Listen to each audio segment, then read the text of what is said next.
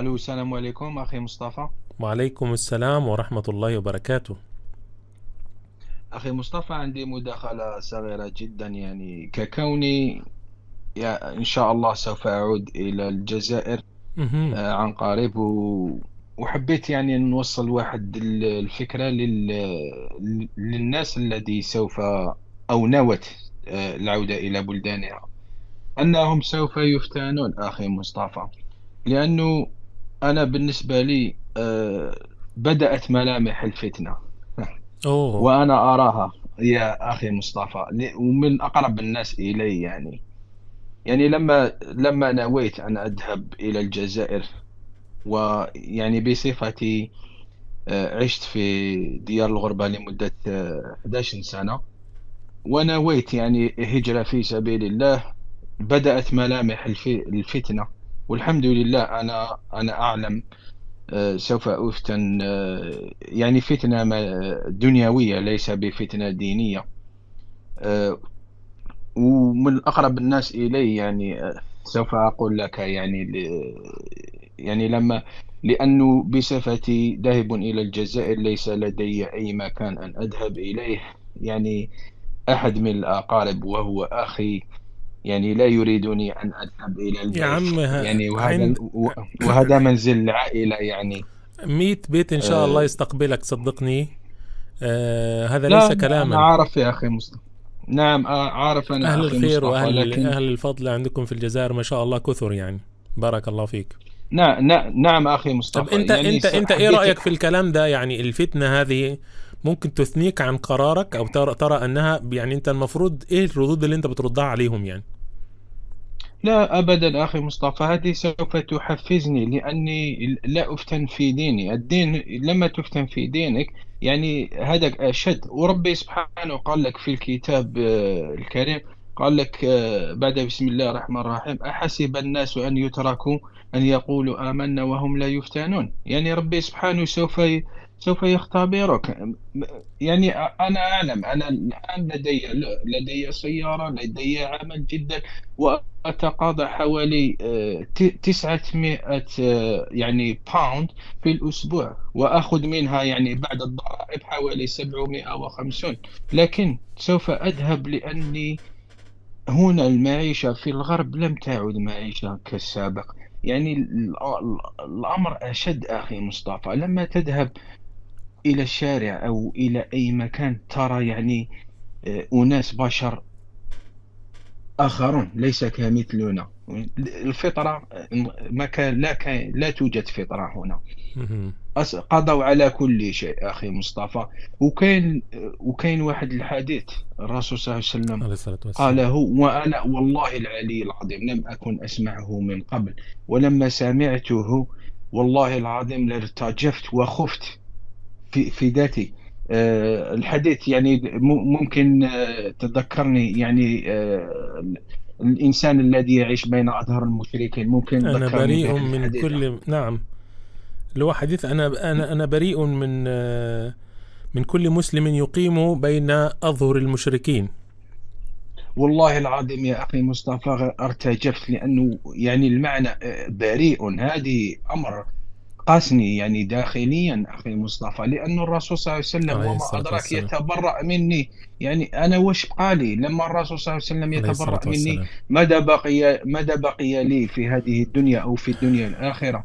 نعم. فهمت؟ يعني كاين واحد الصورة ممكن إن شاء الله في يوم من الأيام سوف أبعثها إليك.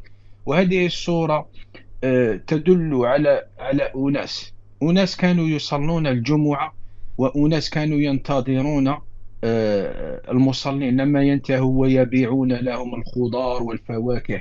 لما ترى هذه الصورة أخي مصطفى، سوف تعلم أن تلك يعني الأناس كلهم ماتوا. لكن سبحان الله. ماذا يبقى؟ يبقى غير إلا العمل أخي مصطفى. عمل يعني اللي الصالح. كان يبيع اللي كان يبيع الخضار مات، واللي كان يصلي مات. ماذا بقي؟ بقي العمل. يعني أنا بصفتي مسلم، يعني جي نهار وين سوف أموت، يعني لما الرسول صلى الله عليه وسلم يتبرأ مني يوم القيامة، أين أذهب؟ أين المفر؟ أنا الحمد لله، شوف، الحمد لله الذي الذي بصرني بشيء لم أكن أعلمه، وسوف يعني أتوب إلى الله، لأنه أشياء لم أكن أدري بها. أنا لما أتيت إلى أوروبا كان في عمري 28 سنة، والآن يعني قريبا 40 سنة. والحمد لله، إن شاء الله ربي يكبرنا على الدين والطاعة. تعلمت أشياء كثيرة، وسوف أجتهد إن شاء الله في الله المستقبل يعينك. للدين هذا. وأنا أقول يعني أقول للناس الذي سوف يعودون أو ينوون العودة: يا أخي، دير النية في راسك، وانوي واذهب، وسوف تفتن من أقرب الناس إليك، وإن شاء الله ربي يفتحها عن جميع المسلمين. ولم يبقى الجلوس هنا في الغربة. الله يعني المستعان. شخص إذا كان شخص مع عائلة أو وحده، ما كاش هنا حياة، لأنه إلا الكآبة، وإلا يعني العمل كالعبيد. فاهم؟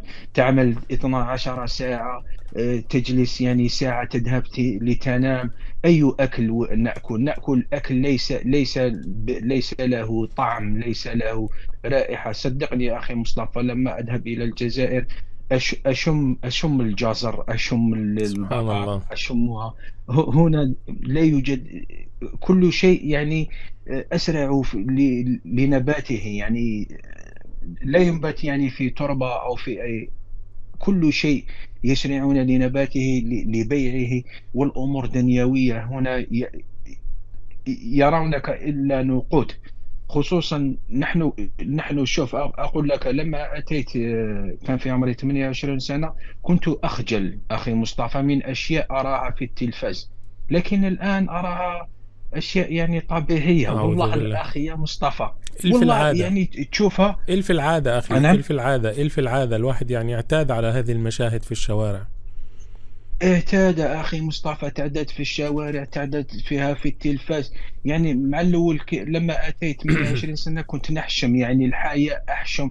الآن شيء عادي أخي مصطفى. أنا لم أفهم هذا الشيء. ربنا لازم إن شاء الله لما أذهب إلى الجزائر أجدد الحشمة يا رب من جديد. وأنا يبارك فيك. لما أقول لإخوتي، أنا أسرد لهم يعني خبرتي. ليس أجهر بالمعصية أو شيء، لكن أسرد الخبرة.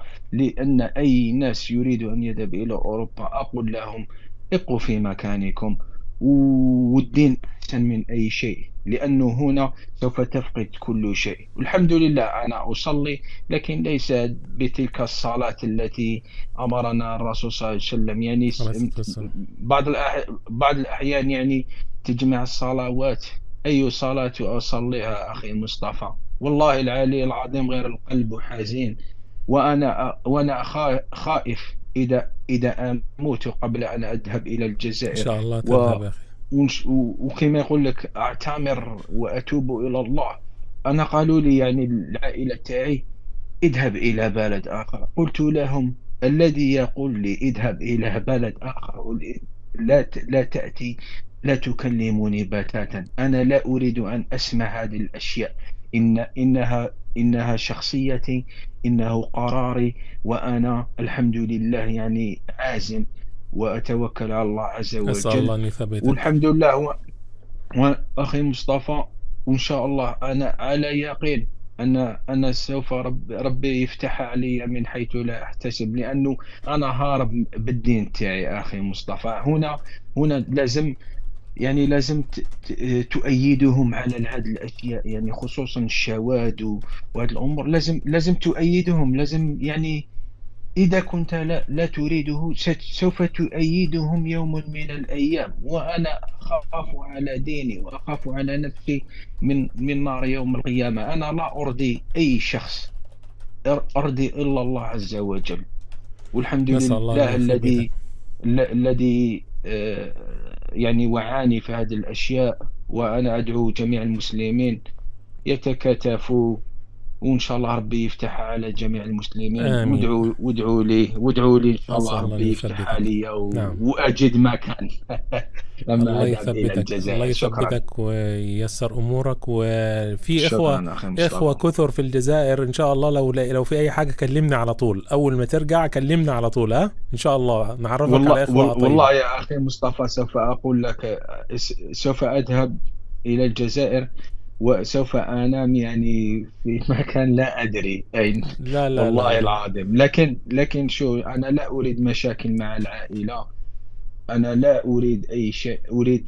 أريد كما يقول لك راحة البال وأحسن من أي شيء. أنا لا أريد أن أن أقابل أي شخص لا يريدني. أنا الحمد لله إن شاء الله ربي يفتح علي وسوف أجد مكان. أنت ما شاء يعني الله، الحمد يعني لله يعني. أنت أخي الكريم، أنت مكلف بالغ مسؤول عن مم. قرارك. يعني لا أحد له دخل في هذا الموضوع. يعني أنا لا أعتقد انك انت يعني من الضروري ان انت تلقي بالا بهؤلاء، يعني لانهم لن يحاسبوا مكانك يوم مم. القيامة. هم لا يعيشون حياتك. خلاص، اللي عجبه الغرب يروح، لكن انا خلاص اخترت لا، هذا يعني اللي يقول لك هذا قل له خلاص يلا توكل على الله، سيبني يا اخي، انا حر قلت يعني. لهم يا أخي مصطفى اذهبوا. أنا لا أريد الغرب. أنا لا أريد هذه الحياة. الله أنا يعينك. مللت منها أخي مصطفى. الله يثبتك. مللت منها. والله العلي العظيم غير لا يوجد حياة هنا. وأقول لك أخي مصطفى قليل الله سبحانه عز وجل لما شخص يعني يعي بالمعيشة في الغرب سوف يعطيه أشياء سوف يكرهها كرها شديدا. أنا لما أعطوني الفيزا في 2012 فرحت فرحا كثيرا وكنت أبكي وقلت سوف أذهب إلى أوروبا وسوف أعمل وسوف أعيش وخلاص يعني حياة الفقر وال... وكما يقول لك الحياة البؤس سوف تذهب. لكن والله العلي العظيم يا أخي مصطفى مع مرور الأيام سوف تحس باللي هذه الحياة ماشي لنا، ليس لنا. والذي مع يقول لك انك يعني بتكسب فلوس وامورك يعني المادية كويسة، مش حاسس برضو نعم. لم تعوض هذا نعم. النقص في الامور الاخرى. المال لم يعوض النقص في الامور الروحية والامور الدنيوية، الامور الاخرى يعني المختلفة. لا يعوض أخي مصطفى. لأنه شوف، أنا رمضان أتمنى أدعو إلى الله عز وجل أن أذهب قبل بدء رمضان، لأنه أنا لم أصلي التراويح لمدة طويلة جدا أخي مصطفى. والله العلي العظيم لما أسمع أحاديث الرسول صلى الله عليه وسلم أحس بداخلي بس مش أني ممنوع التراويح يعني يا اخي برضو، نقصت. عشان ما نكونش يعني. انت التراويح موجودة يعني اكيد في مساجد في البلد اللي انت فيها بيصلوا التراويح. أخي مصطفى سوف أقول لك كاين تراويح هنا، كاين كاين جمعة. لكن لما تذهب إلى الجمعة هنا والله العظيم ما تستفادش من الدرس أخي مصطفى. لا تستفيد. والتراويح تذهب إلى التراويح لكن يعني المقرئ أو يعني لا خشوع أخي مصطفى. ماشي كيما تكون في بلد مسلم الناس قاعدتك على دين واحد سوف تحس بهذاك لا يوجد هنا طعم رمضان بتاتا أخي مصطفى. والله العظيم لا يوجد طعم رمضان، لا طعم العيد، لا طعم أي يعني. وين راني رايح أنا بعد حياتي؟ يعني سبحان الله. الآن في عمري 40 سنة، قريبا 40 سنة. يعني شحال راح نزيد نعيش أنا أخي الله مصطفى؟ يثبتك نعيش على أنا هذا القرار ان شاء الله. نتبع أنا أتبع الفلوس. وش ندير بالفلوس أنا كي يعني لا أذهب أصلي الفجر، لا أصلي التراويح، لا أصلي الجمعة. ماذا أفعل يعني بالأشياء المادية لما أموت؟ لا نعم. أفعل شيئا بها. لا ينفعني المال لا بنون لا أي شيء. الحمد لله. وإن شاء الله ربي أدعو إلى الله عز ان شاء وجل الله إن شاء الله تقضي يعني رمضان. لا أموت.